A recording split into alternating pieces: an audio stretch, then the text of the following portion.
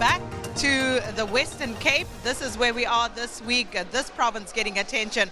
And this morning, coming to you live from the Hamburg Sports and Recreation Centre, and that, of course, here in Hout Bay in Cape Town.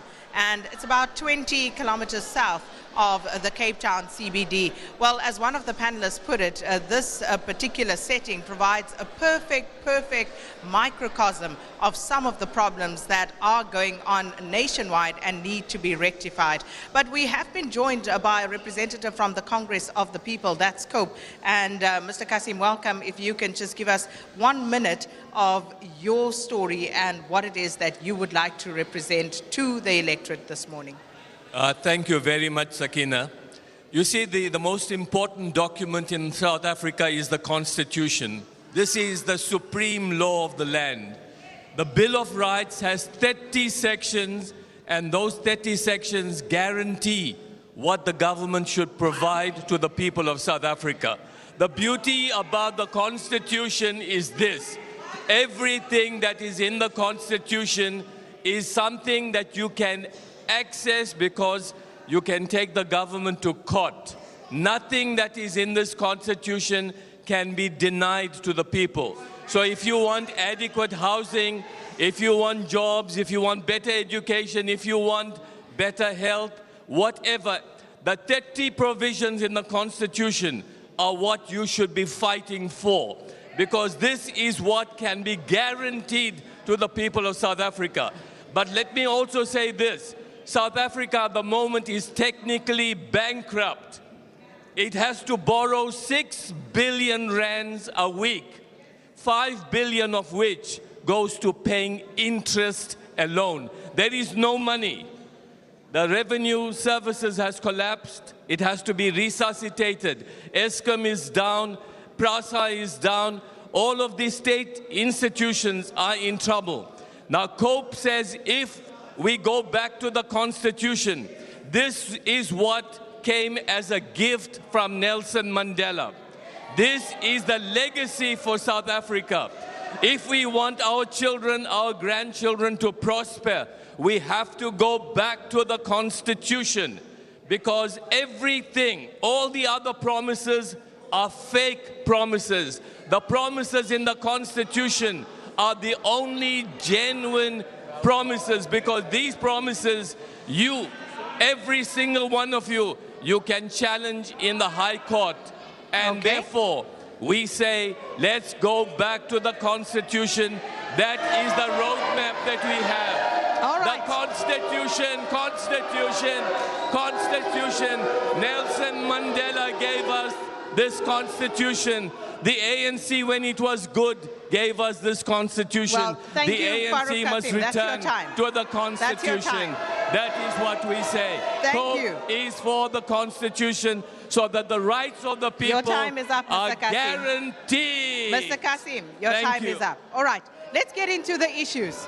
And I want to start off because this is, of course, about you trying to actually, convince the electorate that you actually have solutions to all the things that you've mentioned here this morning. I want to start off with social cohesion. And I think it was the representative from the UDM who made mention of that.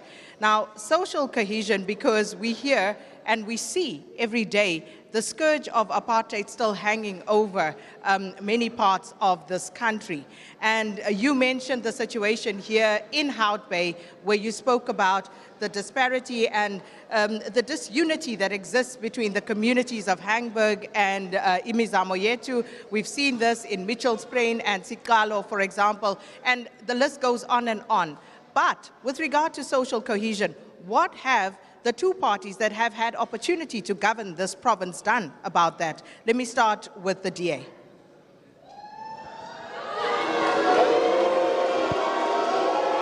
Sakina, it is true that the issue of social cohesion is a challenge that we continue to grapple with as a country.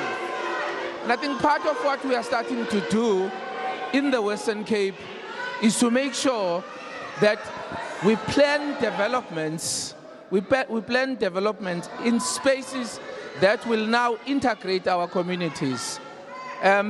because this is historic. I mean, that is why you have Mamelodi and Pretoria, you have Umlazi and Durban, you have Cape Town and Khayelitsha. It's a historic challenge.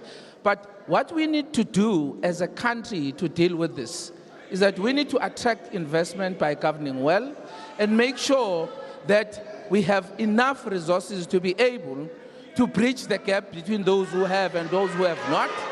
And that is exactly what we need in South Africa.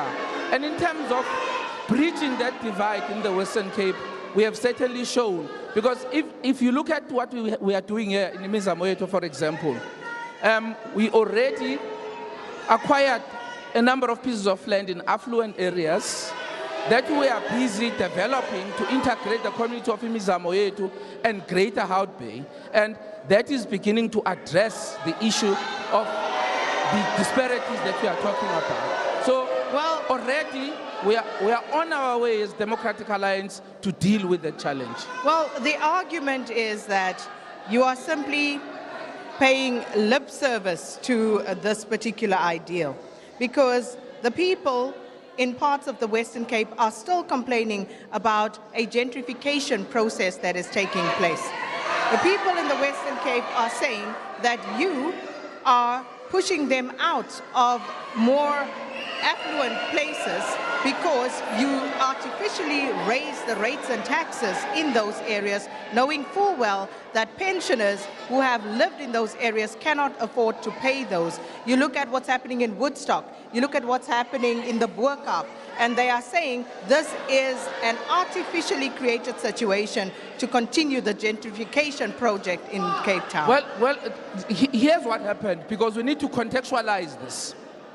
When people are evicted by the private owners, private property owners, what we do as government is to provide accommodation where we have it. So now, part of the solution that we provided to those people was to make sure that we find areas where we have land, where we have accommodation, and respond to that emergency.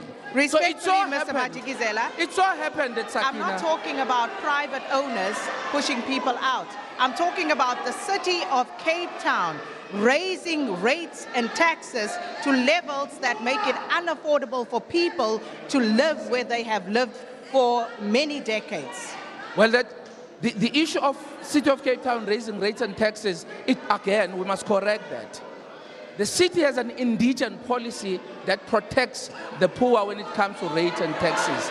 If you are poor, if you have a property that is below 400,000, you register as an indigent in the city, and the city provides actually 1.1 billion rands of subsidy to subsidize the indigent people so that they are protected from the increase that we are talking about. So I think we must get our facts correct when it comes. Let me ask it to you this way then. Are you saying, and let's make it more specific, are you therefore saying that for the people in the Boerkaap who may be watching this morning, your indigent policy will ensure that they remain in the Boerkaap? Absolutely. There's a criteria for indigent policy, Sakina, as I said. There's a very clear criteria for indigent policy, which is aimed at shielding those poor people from victimization. That is why, as I said to you, we have a policy in the city of Cape Town. If your income is below 3,500, if your property is below 400,000, you register as an indigent so that you can be subsidized by the city, which is what is happening in the city as we speak. All right. The ANC, you've had opportunity to govern this province. What did you do about the issue of social cohesion? The DA has divided our people of Cape Town for a long time. The ANC will unite our people. The DA divides us along race and along class lines. They don't really care for the poor.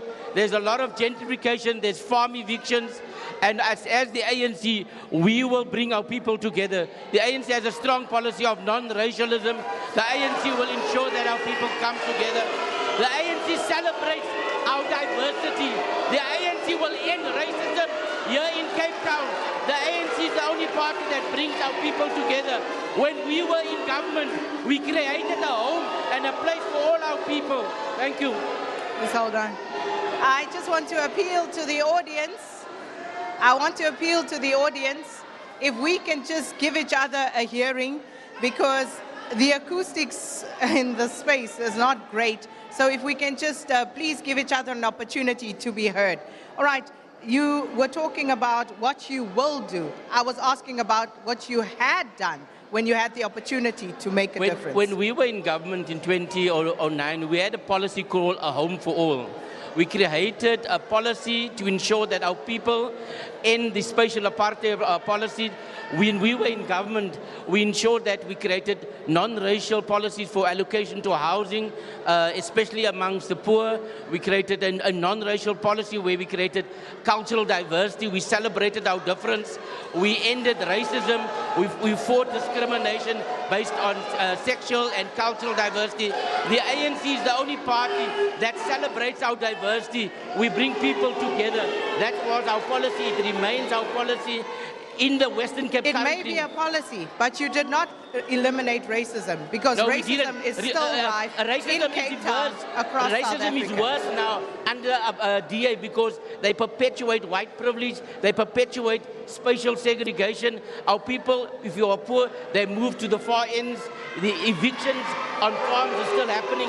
It's the poor, and mainly poor Africans and colours, that bear the brunt of DA privilege policies in the Western Cape. Okay, let me go to felon Christians. What's the solution to the social cohesion problems, the racial discrimination and otherwise? Thank you very much. I think the important thing is that we must face that we are losing too much money due to corruption. That's a fact. That's a fact. So we believe that South Africans, we need to unite, and we need to take government land and make it available for housing. For too long, there is enough money. I'm telling you that there's enough money. We lose billions and billions due to corruption and all of that. But also in the Western Cape itself, in the West, we will change the budget. I mean, the big problem that we have in the Western Cape is that we are struggling with crime. People do not want to invest in the Western Cape because of crime. Now, the big problem is, if the DA government in the Western Cape is serious about combating crime, how can you take 359 million out of a budget of 67 billion and try to address crime? So the first thing that we will ensure is safer communities where people can go to work, where people can have safe in their homes.